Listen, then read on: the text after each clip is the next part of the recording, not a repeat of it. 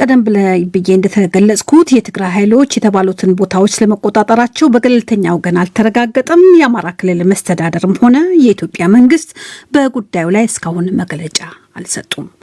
ቀጣዩ ዘገባችን ወደ ምዕራቡ ዓለም ነው የሚመልሰን። የቱርክ ፕሬዝዳንት ረቺፕ ጣይብ ኤርዶሃን በቱርክ እስር ላይ የሚገኙ ኦስማን ካቫላ የተባሉ በጎ አድራጊ እንዲለቀቁ ጥሪ ያቀረቡ የ10 ሀገራት አምባሳደሮችን ዲፕሎማሲያዊ ከለላ እንዲነሳ ማዘዛቸው ትልቅ ቁጣን ቀስቅሷል።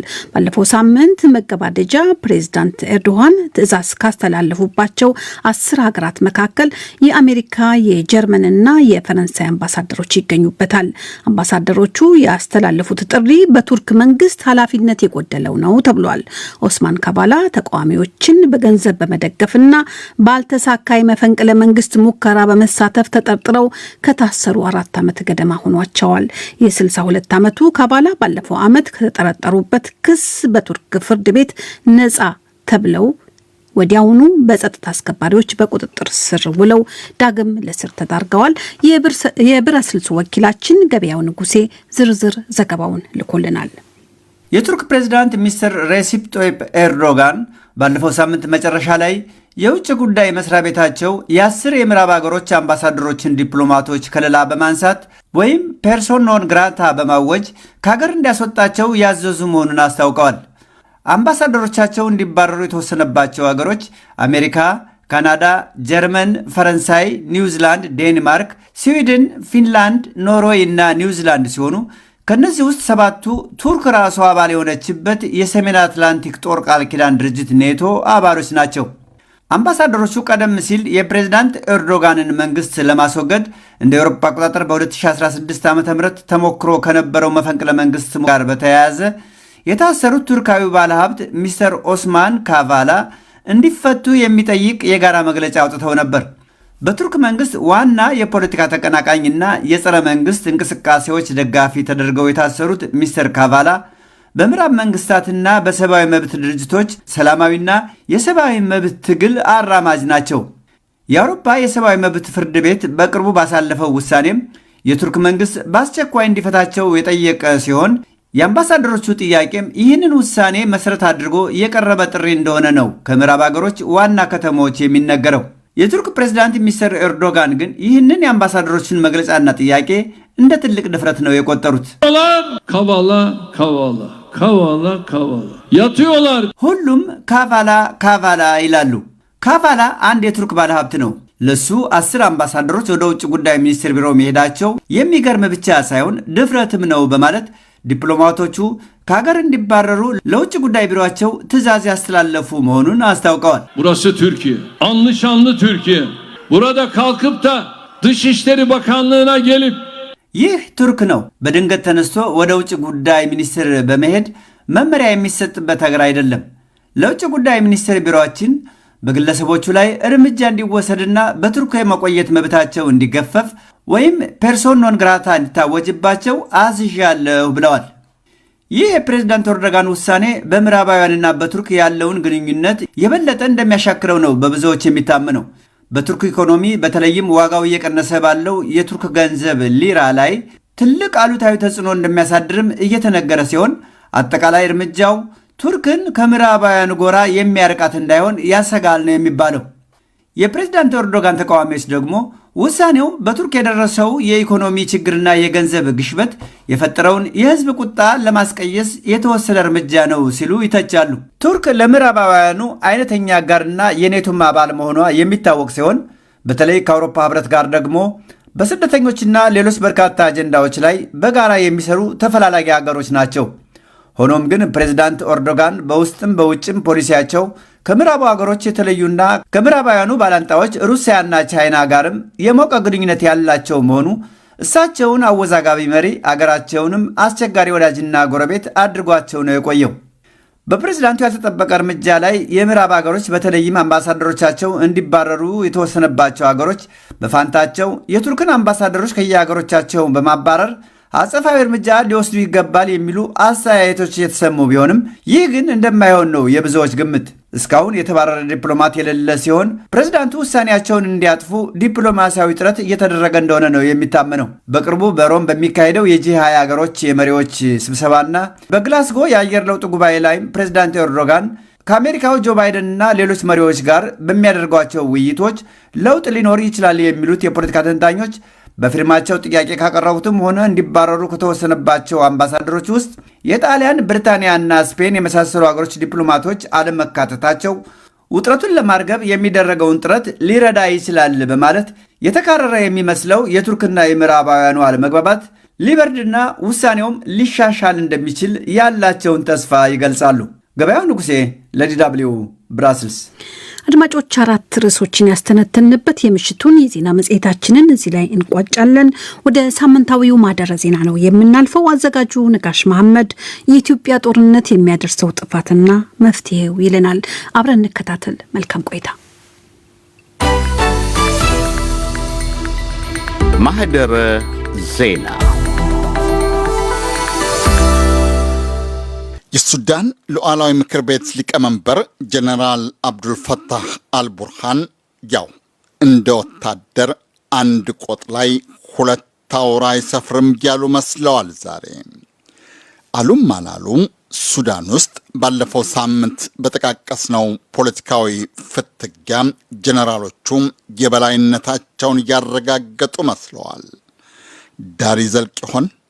ጊዜ የሚመልሰው ጥያቄ።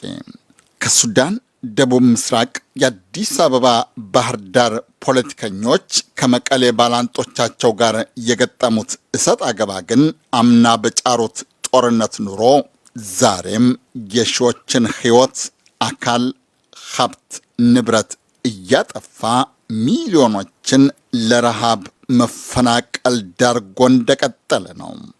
አሸናፊና ተሸናፊ መኖሩ ሲበዛ ያጠራጥራል።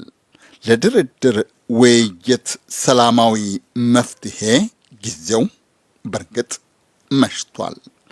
አልጨለመም ማለት ይቻል ይሆን? ባለሙያ አነጋግረናል። ላፍታም አብረን እንጠይቅ።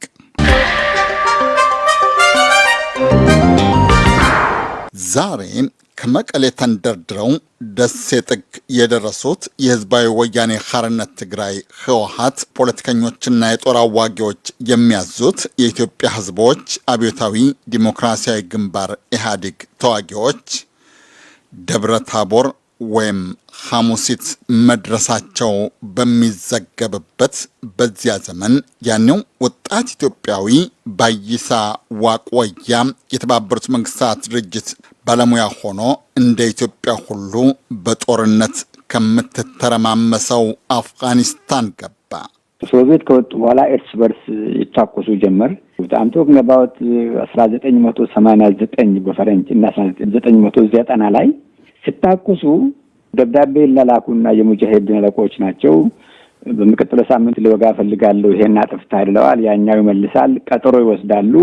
በቀጠሮ መሰረት ይሄን አይል ታንክ አለኝ፣ ይሄን አይል ጥይት አለኝ፣ ይሄን አይል ማንፓወር አለኝ ይግባቡና እኩል በሆነ እኩል ታንክ፣ እኩል ጦር፣ እኩል የሰው ኃይል ያሰልፉና ይዋጋሉ። መጨረሻ ላይ የተሸነፈው እኩል ችሎታ ያለን አንተ አሸንፈኛል ብሎ ይቀበለዋል። አሸናፊው ደግሞ አሸንፈያለሁ ብሎ አይጎዳውም። ከተሸነፈና ከተቀበለ በኋላ ይተዋል። በትምህርት የዓለም አቀፍ ሕግ ባለሙያ ናቸው። ዛሬ ግን የእርስ በርስ ጦርነቶችን አስከፊነት በመገናኛ ዘዴ ሰምተው ከመጽሐፍ አንብበው ወይም ክፍል ውስጥ ተምረው ሳይሆን ኖረውበት ያወቁ፣ አንዳንድ ስፍራ መፍትሄውን ጠቁመው ያቃለሉ፣ የ30 ዓመት ልምድ ያካበቱ የዓለም አቀፉ ድርጅት ባለስልጣን የነበሩ ሰው ናቸው። አንቱም ጭምር። ባይሳ ዋቆያ የውጭ ጠላት ቢሆን ከቴሪቶሪ ታስወጣና ግዛቱን አስጠብቀ በቃ መጨረሻው ታረጋለህ። ይህ የሀገር ህዝብ ወገንን አገር ውስጥ ያለ ማሸነፍ የሚባል ቃል መኖር አይችልም። ግን መደራደር መኖር አለበት። ማቆም አለባችሁ። እንተው በምንም ተአምሩን መቆም አለበት። እንዴት ይቆማል የሚለው ፎርሙላው ብዙ አለ፣ ፖሲቢሊቲው አለ። ግን ምንድነው ችግራችን? ኢትዮጵያ ውስጥ ባህሩ ምንድነው? አንዴ ጥላቻ ከጀመርክ ጠላትን ማንበርከክ፣ መስበር፣ ማስወገድ አለብህ። የእርስ በርስ ጦርነት ሰውን በአጭር ጊዜ ከሰውነት ወደ አውሬነት ይቀይራል ይላሉ። ዩጎዝላቪያን የበታተነው ጦርነት ሲጫር ክሮኤሽያ ነበሩ። ከዕለታት አንድ ቀን የሚኖሩባት ከተማ ሰዎች በአንድ ሃይማኖታዊ ድግስ ላይ እንዲገኙ ጋበዟቸው። አልቀሩም። ቄሱም ለድምተኞቹ በግ ሲያርዱ አዩ። ሲባረክም ሰሙት። ቄሱ በጉን ሲያርድ ብላውን አንገቱ ላይ አድርጎ እዩት አይኑን፣ ይሄ የሚሎሸቪች አይን አይመስልም ይላል እና ይገዘግዘዋል አንገቱን። እዩት ሚሎሸቪችን እንደዚህ ነው ሰርቦችን የምንገዘግዘው እያለ ይቆርጠዋል በጉን። በጣም ሰቀጠተኝ። እውነቱን ለመናገር መብላት አቃተኝ። እንደዛ ሆኖ ሰው እኔ ሚሎሸቪችን አላውቀውም በግል ግን ቄስ የሃይማኖት አባት እንዴት እንዲሆናል ብዬ አሰብኩና እንደገባኝ ከሆነ የመጀመሪያውን ጥይት ተኩስ ከገደልክ በኋላ የሰው ልጅ ከዛ ሰዓት ጀምሮ አውሬ የሚሆን ይመስለኛል። የኢትዮጵያ ፖለቲከኞች ወይም የፖለቲካ አቀንቃኞች እብደት ከጀመሩ 50 ዓመት አለፈን አከሉ።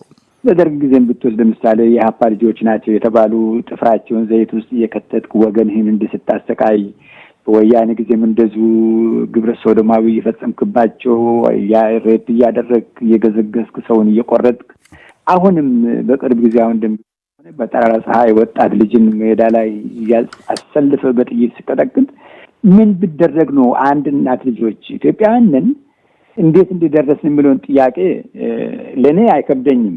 እብደቱም ኢህአፓን፣ መኢሶንን፣ ኢድህ፣ ጀብሃን ወዘተ ሲያዳክም ወይም ሲያጠፋ፣ ሻዕቢያን ሲያጠረቃም ህወሓቶች በአንድ ወይም በሌላ መንገድ ተካፋዮች ነበሩ። እብደቱ ደርግን ሲያስወግድ፣ ኤርትራን ሲያስገነጥል፣ ኢህአዴግን ምኒልክ ቤተ መንግስት ሲዶል ህወሓቶች ዋና ተዋኞቹ ነበሩ። እብደቱ ኢትዮጵያን ከኤርትራ ሲያዋጋ የጠቡ ጫሪ መሪ አስተባባሪዎች ህወሓቶች ነበሩ። እብደቱ ዛሬ ከአዲስ አበባ እስከ ጋምቤላ፣ ከፊንፊኔ እስከ ጅጅጋ፣ ከሰመራ ድሬዳዋ፣ ከባህር ዳር ሐረር፣ ከአሶሳ እስከ ሐዋሳ የሚገኙ ፖለቲከኞችን ሲፈለፍል አስፈልፋዩ በርግጥ ህወሓት ነበረ። እብደቱ የህወሓት መራሹን ኢህአዴግ በኦህዴድ መራሹ ኢህአዴግ ሲተካ ዛሬ ከመቀሌ እስከ ደሴ የሚገኘውን አብዛኛ ግዛት የሚቆጣጠሩት ፖለቲከኞች ዋና ተዋኞች ነበሩ። ጠበልም ዱዓም ጸሎት ምህላ ሐኪምም የማያድነው እብደት የስንት ኢትዮጵያውያን ደም፣ አካል፣ ህይወት ጭዳ ቢገበርለት ይሶረፍ ይሆን? ስንት ህፃን፣ ስንት እናት፣ ስንት አዛውንት በረሃብ መማቀቅ፣ በፍርሃት መሳቀቅ፣ በስደት መሸማቀቅ አለባቸው። ደሞስ እስከ መቼ አይታወቅም። አለመታወቁ ነው ቀቢጸ ተስፋው። የማዝነው ደግሞ አንድም የእርስ በርስ ግጭት ምን እንደሚያመጣ ስላየው ነው። ኖሬዋለሁ 30 ዓመት። ሁለተኛ ደግሞ ዝም ብሎ እንደ ሰው ልጅ ለመቆርቆር ሳይሆን እዚህ የሚሞቱት ወገኖቼ ናቸው፣ ኢትዮጵያውያን ናቸው። አዶን ኬር አባውት ዴር ብሔር እናቶች፣ ህፃናት፣ አዛውንት፣ አቅመ ደካሞች ናቸው የሚሞቱት፣ የሚሰቃዩት፣ የሚፈናቀሉትና እጅግ በጣም ያሳዝናል ልል ነው። አቶ ባይሳም በሰሩና በጠቀሷቸው ሀገራት የተደረጉና የሚደረጉ ግጭቶችን ለማርገብ ወይም እብዶችን ለመፈወስ ዓለም አቀፍ ከሚባለው ማህበረሰብ እስከ አካባቢ እድር ወይም ማህበራት ብዙዎች ብዙ ጥረዋል። በተለይ የእርስ በርስ ግጭትና ፖለቲካዊ ቀውስን ለማስወገድ የየሀገሩ ምሁር፣ ታዋቂ ሰዎችና ሽማግሌዎች ይሳካም አይሳካ ብዙ ሙከራዎችን አድርገዋል። ኢትዮጵያ ለኢትዮጵያውያን ደህንነት የሚያስብ እብዶችን ለመፈወስ የሚሞክር ወይም የሚመክር ምሁር አላት ይሆን? እኛ ለምነው ምንድነው ከኔ ጊዜ ጀምሮ ጥንት በ80ኛ ውስጥ ነው እንግዲህ ከስቶክሆልም ከምናምን በባቡር አውቶቡስ ተከራይተን ብራሰልስ መጥተን ዊኬንድ ላይ ላንቃችን እስከተነጠቅ ድረስ ጮኸን እንመለሳለን። ደብዳቤ ለዘበኛ ሰጥተን ትልቁ ስራዬ ነው እንግዲህ የሰራ ነው። ደብዳቤው ይድረስ ማንጋ ሄደናቅም ለምንድን ነው ይሄን ማነሳል? እኛ ኢንተሌክቹዋል ያማል አሁን ስታየው እኔ 50 ዓመት ሙሉ በየቀኑ ተመሳሳይ ቋንቋ ቃል ለቃል ሳይቀየር ዛሬ የምናወራው 50 ዓመት ሙሉ ነው። ኢንተሌክቹዋሉ ከዚህ በላይ መሆን ነበረበት። ምሁሩ እኔን ጨምሮ እኛ ከዚህ በላይ መሆን ነበረብን። አንደኛ ፕሪንሲፕል በግጭት ጊዜ የመጀመሪያ ሰለባ የምትሆነው እውነት ናት። የምትሞተው እውነት ትሞታለች። ተቃራሪ ወገኖች ሁለቱም ምንድነው የሚያደርጉት? ሌላኛው ወገን ሰይጣን አድርጎ መሳል አለባቸው ደጋፊ ለማበጀት። እዛው ኢትዮጵያ ውስጥ እኛ ኢንተሌክቹዋል አሁን ይሄ ሁሉ ግድያ አንደኛ ኮምፎርት ኦፕሽን አለን እኛ። በዚህ ምርጫችን መሰረት መውጣቱ ይቀላል። ችግር ሲመጣ ትወጣለህ፣ ትኖራለህ። ውጪ ከወጣ ደግሞ እንደነገርኩ ሁለተኛው ኤሌመንት ምንድነው? ፖላራይዜሽኑ አለ። አንድ ላይ ሼር አታረግም። አንድ ቫልዩ ሼር ማድረግ እናቆማለን። የአማራ ኢንተሌክቹዋል ለብቻ ይቆማል፣ የኦሮሞ ኢንተሌክቹዋል ለብቻ ይቆማል፣ የትግራይ ኢንተሌክቹዋል ለብቻ ይቆማል። ከዛ ቢቻል አንደኛውን ብሔር ይዘህ ሌላውን ብሔር ለማጥቃት ወገን ለማበጀት ትሞክራለህ እንጂ እነዚህ ሶስቱ ለኔ የኢትዮጵያ ሕዝብ ጠላቶች የምላቸው ኢንተሌክቹዋሎች የአማራ፣ የኦሮሞና የትግራይ ኢንተሌክቹዋል ሶስቱ የኢትዮጵያ ሕዝብ ችግሮች ተስማምተው አንድ ፎርሙላ ቁጭ ብለው ይቺን ሀገር እንርዳት፣ እንዴት እንርዳ ብሎ ለመወያየት ፎሩም የለም። እንደምታየው አንድም ቦታ ላይ ዛሬ የሆነ ስለ ሰላም ነገር የምታወራበት መድረክ የለም። እንደየብሔር ተሰልፈ ደውቃው፣ ግደለው፣ ጨርሰው፣ አጥፋው፣ ደምስሰው ነው ሁሉም። የማይገባን ነገር ግን በዚህ ሂደት ውስጥ ደምስሰንም አንደመስስም፣ የሰው ልጅ አትጨርስም። የምናተርፈው ምንድነው? ጥፋት ነው። ሌላ የምንመለስበታለን። አቶ ባይሳ በተቀሱት 50 ዓመት ከኢትዮጵያ ፖለቲካ ያልተለዩት ህወሓቶች በቀጥታ ወይም በተዘዋዋሪ ለመሪነት ያበቋቸው ኃይላት ዛሬ አንዱ ሌላውን አሸባሪ፣ ሁንታና ፋሽስት እየተባባሉ ደጋፊዎቻቸውን እያጋደሉ ነው። ተፋላሚ ኃይላት ተኩስ አቁመው ልዩነታቸውን በድርድር እንዲፈቱ ለሚደረገው ጥሪና ግፊት እስካሁን ቀና መልስ አልሰጡም። የጦርነቱ ጊዜም እየረዘመ የሚሞት፣ የሚፈናቀል፣ የሚራበው ህዝብ ቁጥርም ዕለት በዕለት እየጨመረ ነው። የሰላም አማራጭ ከእንግዲህ ይኖር ይሆን? ከድርድር ሌላ አማራጭ የለም ይላሉ አቶ ባይሳ። ግን እንዴት?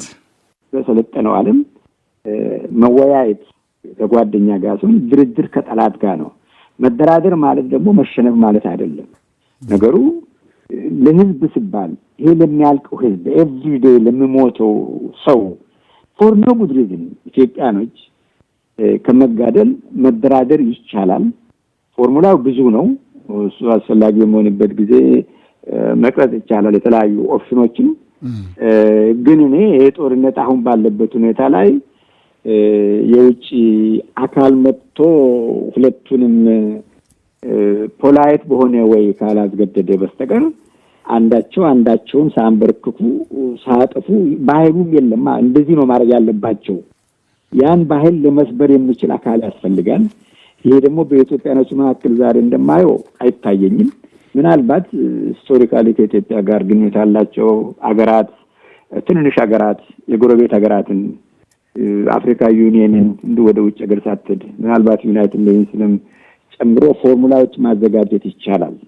ይሄ እንግዲህ እንደነገርኩ ትልቅ አፕሂል ባትል ነው፣ ዳገትን መቧጠጥ ነው፣ ቀላል ነገር አይደለም። እስከዛ ግን አንፎርቹኔትሊ ህዝባችን ያልቃሉ፣ ይቀጥላል ነው። ሰላም ለኢትዮጵያውያን አሁን በርግጥ ሩቅ ናት። ለፈለጋት ግን ዛሬ ማዝገም ከጀመረ መድረሱ አይቀርም። በአንድ ቆጥ ላይ ሁለት አውራ ዶሮ አይሰፍርም። አንዱን አስፋሪው ግን ብዙዎች ብዙ ጊዜ እንዳሉት አፈሙዝ ሳይሆን የህዝብ ድምፅ መሆን አለበት። በጎራዴ የኖረ በጎራዴ ይሞታል እንዲሉ ነውና። ነጋሽ መሐመድ ነኝ። እስኪ ቸር ያሰማን እንበል።